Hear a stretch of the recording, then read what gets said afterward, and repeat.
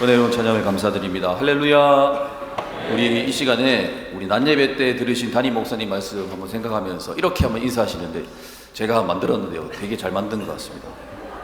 한번 해보십시오. VIP에게는 선물을, 하나님께는 최고의 기쁨을 드립시다. 너무 긴가요? 자, VIP에게는 선물을, 하나님께는 최고의 기쁨을 드립시다. 인사하겠습니다.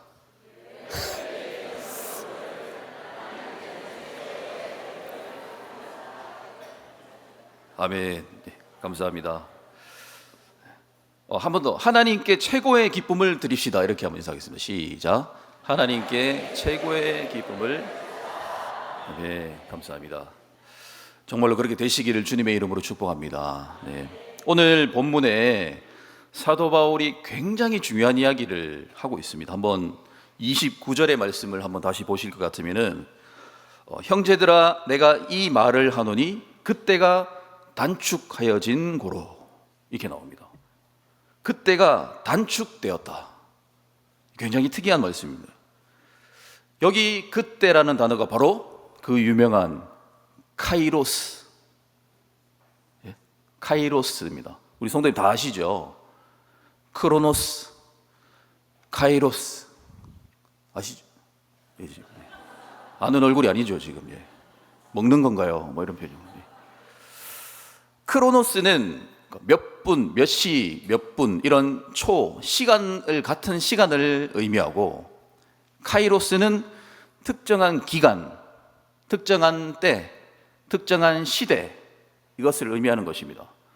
그래서 이제 이 바울이 이 카이로스, 특정한 시간, 특정한 시대, 특정한 때가 단축이 되었다, 이렇게 얘기를 합니다. 굉장히 특이한 말씀이죠. 헬라어 성경을 보면 그래서 여기에 단축되어진 고로라는 이 말씀이 수동태로 되어 있습니다. 수동태. 그러니까 수동태라는 것은 뭐 어떻게 하다 세월이 지나서 자연스럽게 이 기간이 단축되어진 것이 아니라 누군가가 의도적으로 단축시켰다, 그 기간을. 그런 의미가 되어집니다. 누가 단축시켰을까요? 예전에 제가 어떤 그 권사님께서 졸고 계셔가지고, 권사님 누가 단축시켰을까요? 그러니까 네, 아닙니다. 네, 누가 단축시켰을까? 이 특정한 기간을, 이 카이로스를 누가 단축시키셨을까요? 하나님이 하셨습니다. 하나님께서 단축시키신 것이죠. 그래서 이 사도 바울이 믿는 하나님은 카이로스의 주인이 되시는 하나님이십니다. 이 굉장히 중요합니다. 시간의 주인이십니다, 하나님은. 그렇다면 이 바울이 어떤 계기를 통해서 하나님을 카이로스의 주인으로 인식하게 되었는가? 이거 굉장히 중요하거든요. 그런데 사실 이 당시에 그 1세기 당시의 유대인들 가운데 바울만 하나님을 카이로스의 주인이라고 생각한 것은 아닙니다. 이 당시에 대부분의 유대인들은 그 유일신 하나님이 시간의 주인이라고 믿고 있었습니다. 대부분의 유대인들이.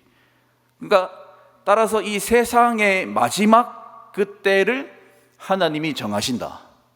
이 땅의 종말, 그 종말의 때는 하나님이 정하시는 것이다라는 그런 사상, 그것은 유대인들에게는 보편적인, 일반적인 생각이었습니다. 그래서 이 당시에 바울을 비롯한 모든 유대인들은 벌써부터 잠이 오죠. 네. 모든 유대인들은 하나님이 시간의 주인이기 때문에 하나님이 정하신 때가 있다, 이 마지막 종말의 때가 있다. 그래서 그때가 되면 그때에 일어나는 현상들이 일어날 것이다라는 생각을 다 갖고 있었습니다. 그런데 그 현상이 사도 바울에게 나타난 것입니다. 사도 바울 개인에게.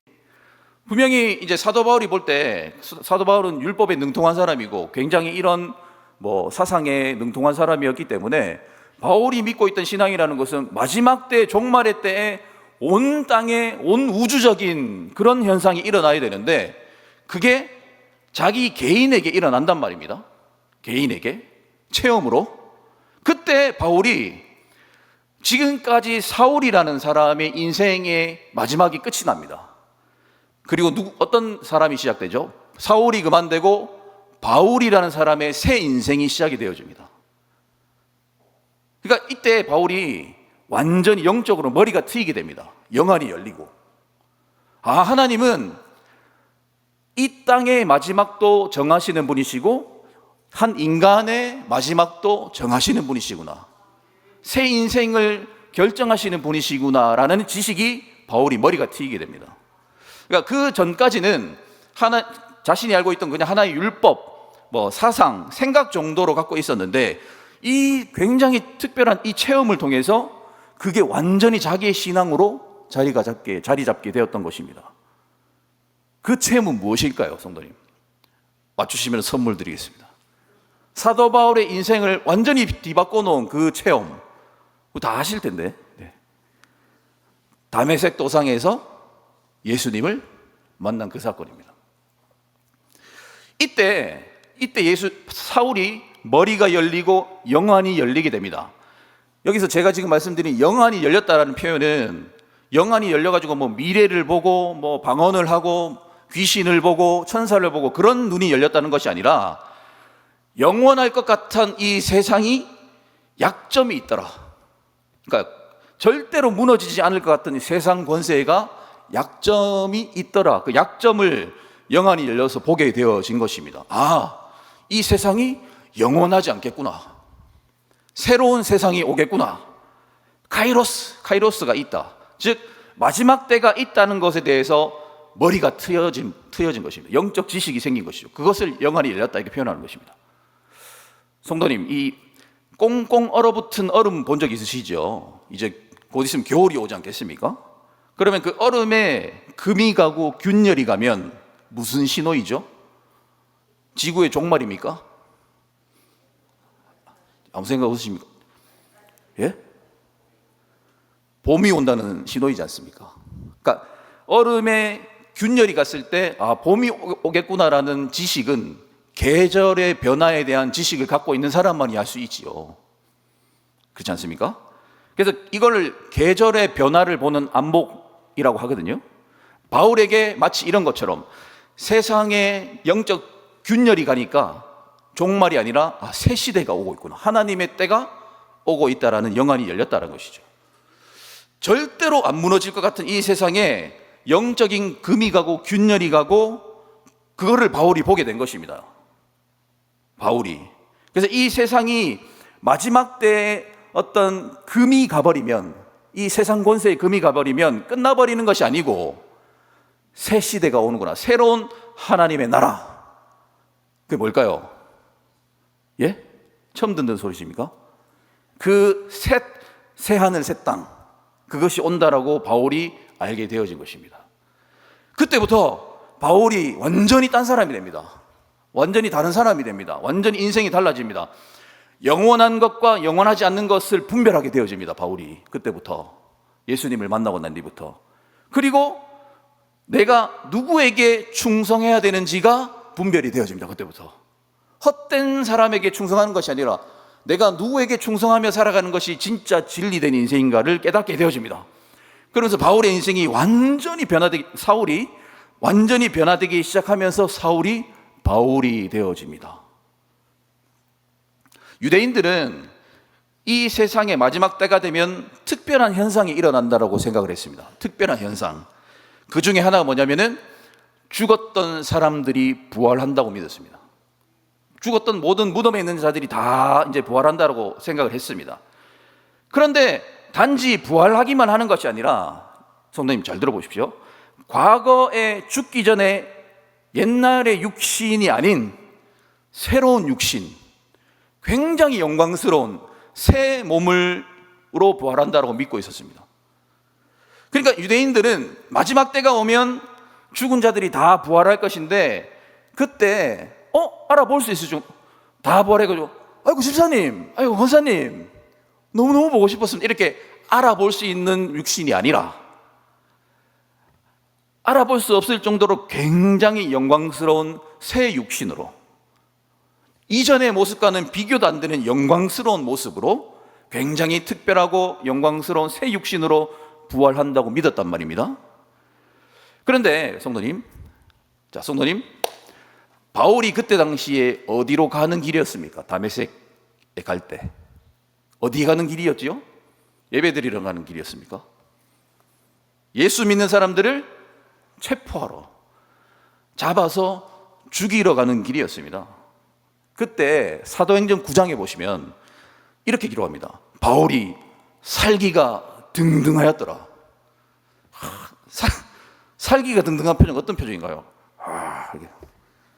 살기 막 등등해가지고 잡으러 가는 길이었습니다. 그런데 그때 갑자기 하늘로부터요 엄청난 빛이 사울에게 비춰집니다. 제가 방금 엄청난이라고 표현했는데 성경에는 안 나와 있습니다. 엄청난은 제가 집어넣은 것인데요, 근거가 있습니다. 그 빛 때문에 살기가 등등한 바울이 땅에 납작 엎드려 버립니다. 그 빛 때문에. 그러면 그 빛이 보통 빛이겠습니까? 그냥 청년도 아니고 완전히 율법으로 충만한 살기가 등등한 이 청년을 단번에 납작 엎드리도록 만드는 빛이 보통 빛이겠습니까? 굉장히 영광스러운 빛이 아니겠습니까? 그러니까 이 살기가 등등하다라는 뜻은 자신의 신념과 고집으로 완전히 똘똘 뭉쳐있다, 이런 의미도 되어집니다. 완전히 고집으로 막 자기의 신념으로 가득 찬. 그런데 그런 고집이 센 사람을 단번에 땅바닥에 납작 엎드리게 만드는 빛, 굉장히 찬란한 빛이겠지요. 사울이라는 사람의 인생을 단번에 완전히 기독교로 개종시켜버리는 그 빛이라는 뜻입니다. 그래서 제가 엄청난 빛이라고 표현을 했던 것입니다. 이 빛이라는 단어가 굉장히 중요한데요, 유대인들에게는 빛이라는 단어가 굉장히 중요한 단어입니다. 빛. 그러니까 저는 이 빛이 유대인 중에 유대인인 사울이 평생의 신념으로 붙잡고 있었던 것을 단번에 내려놓도록 만드는 강력한 빛이었다고 저는 그렇게 생각을 합니다. 그럼 이 빛이 뭘까요? 이 빛의 의미는 무엇일까요? 이 빛은 어떤 빛이길래 살기가 등등한 사울이라는 청년을 단번에 기독교인으로 만들어버린 것입니까? 성도님, 예수님께서 십자가에 달려 죽으실 때 어떻게 죽으셨지요? 어떻게 죽으셨습니까?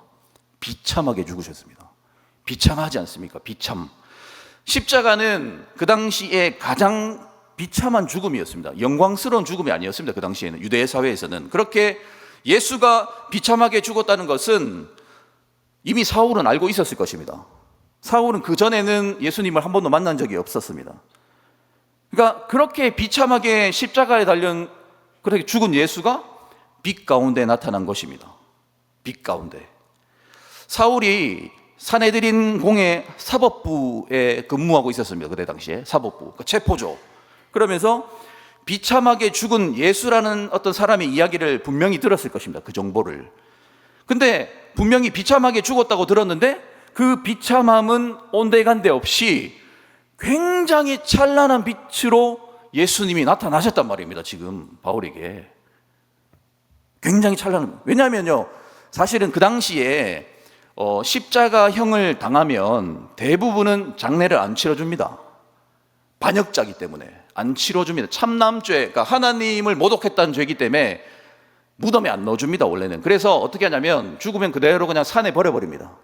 까마귀 밥, 짐승들의 밥이 되라고 버려버린단 말입니다. 그러니까 사울은 당연히 사기꾼 예수가 죽었으니까, 십자가형을 당했으니까 관례대로 분명히 그 예수라는 그 예수의 시신은 산에 버려져 버렸을 것이다. 그래서 들짐승의 먹이가 되고 그렇게 비참하게 끝나버렸을 것이다 라고 생각하고 있었을 거란 말입니다. 그래서 사울이 알고 있는 예수라는 그런 사람은 사기꾼, 그러니까 스스로 하나님의 아들이라고 사기치다가 십자가 달려서 비참하게 들짐승의 밥으로 끝나버린 인생이었단 말입니다. 그러니까 바울 관심이 없었어요, 예수님에 대해서. 뭐 사기꾼인데. 왜냐하면 1세기 때 그런 사기꾼들이 많았습니다. 자기가 메시아라고 거짓말하는 사람이 굉장히 많았습니다. 그래서 관심도 없었는데, 그런데 지금 환상 가운데 찬란한 빛 가운데 사울아 사울아 하고 나타난단 말입니다. 그 유명한 에고 에이미 모르시죠? 예. 사울아 사울아 하면서 나타납니다.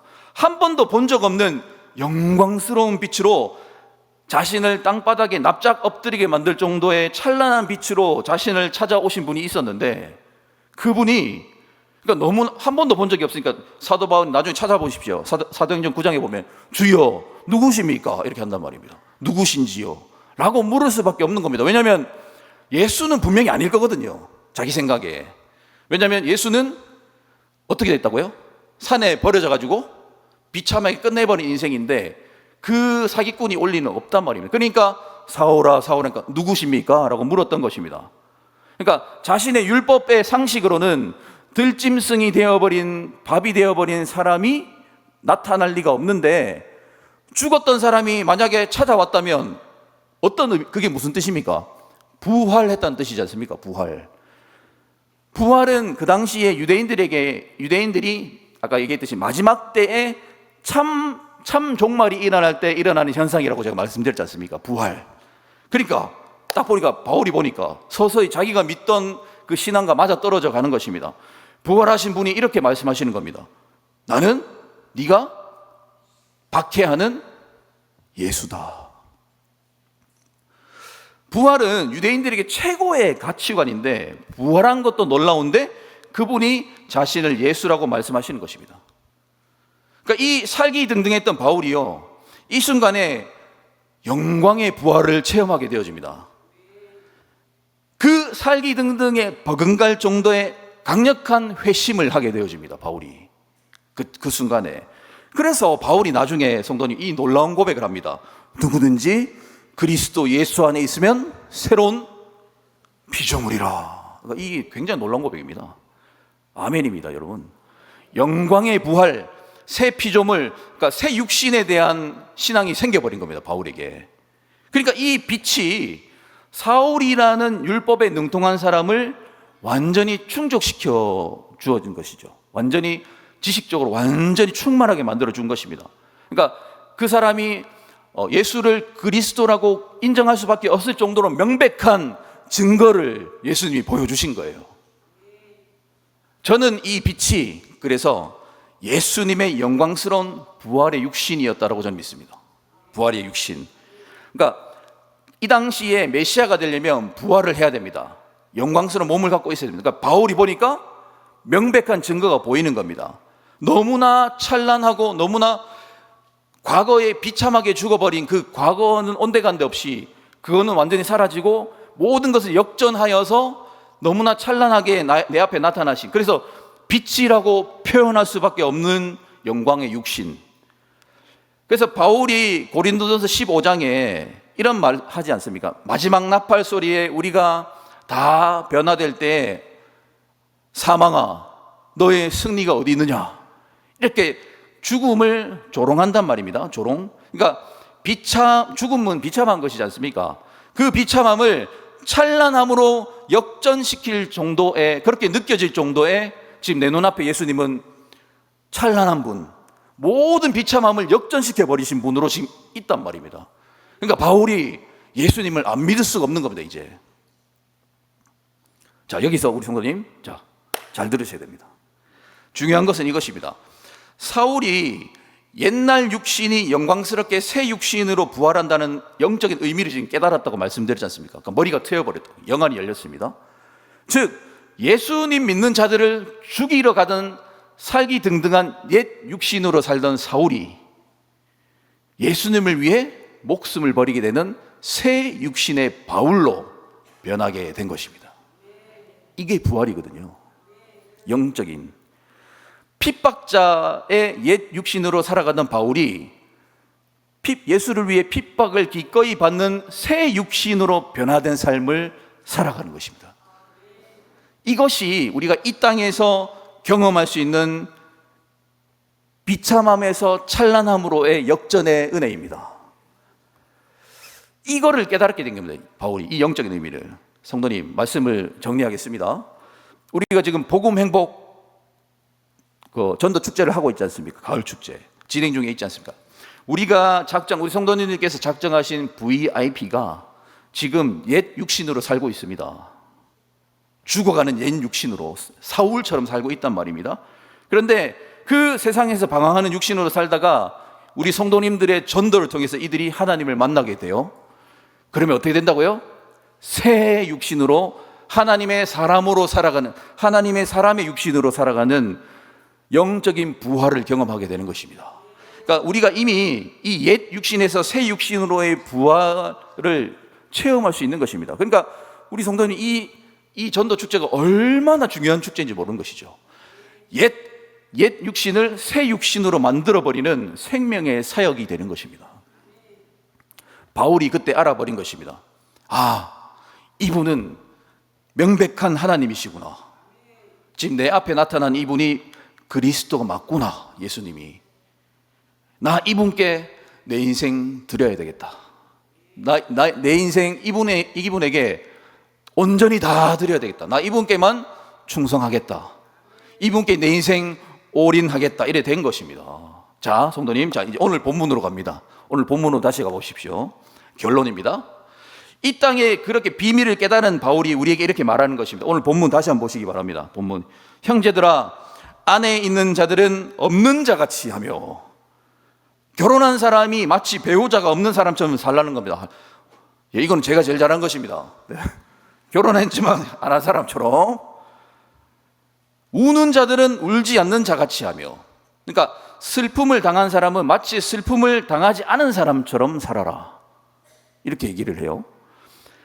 그러니까 그 슬픔이 영원하지 않다는 거죠. 영원하지 않다. 카이로스가 있다. 그 슬픔이. 하나님이 너희들의 그 슬픔 적당한 때가 되면 카이로스 끝내주신다. 성도 믿으십니까? 믿으십니까? 그러니까 슬픔이 왔을 때 슬픔을 안 당한 사람처럼 살아라. 왜냐하면 그 슬픔이 영원하지 않기 때문에.